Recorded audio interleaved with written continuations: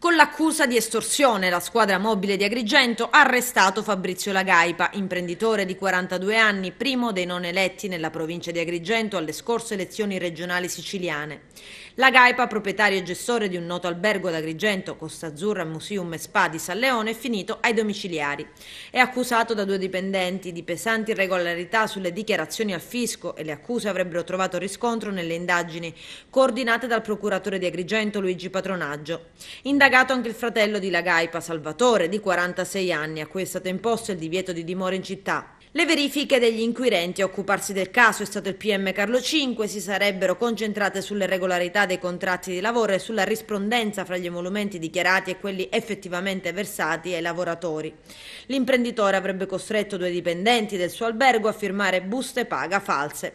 Tutto parte da una denuncia alla Direzione Territoriale del Lavoro che rileva dei casi di dipendenti dell'Hotel Costa Azzurra che lamentavano e palesavano delle irregolarità. Schiacciante poi una registrazione con cui uno degli ormai ex dipendenti si è licenziato subito dopo, denuncia i fatti alla squadra mobile di Agrigento. Un audio in cui Fabrizio Lagaipa chiede la restituzione di 580 euro su uno stipendio mensile di 1634. Ma quello che emerge dalle indagini della procura dirette da Carlo V è un vero e proprio modus operandi. I dipendenti erano costretti ad accettare un salario più basso con la minaccia del licenziamento. E se Fabrizio Lagaipa è assente a provvedere alla riscossione era il fratello Salvatore. Anche se dalle indagini svolte la figura preponderante resta l'esponente grillino.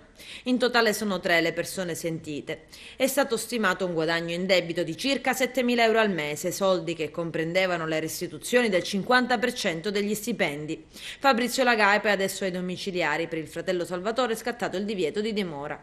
E la vicenda non è solo giudiziaria, ma anche inevitabilmente politica. Lagaipa era considerato da tempo uno degli esponenti del Movimento 5 Stelle da tenere d'occhio politicamente, anche perché è un grillino anomalo con un rapporto solido con l'associazionismo e le istituzioni già da prima di entrare nel movimento. È stato segretario del Consorzio Turistico Valle dei Templi ed è stato nel consiglio di amministrazione di Confindustria Alberghi. Nel suo passato e nel suo presente numerosi altri ruoli pubblici, la guida del Comitato di Quartiere San Leone, lasciata 2 anni fa, ma anche alcune collaborazioni giornalistiche col quotidiano La Sicilia prima e l'agenzia ANSA poi.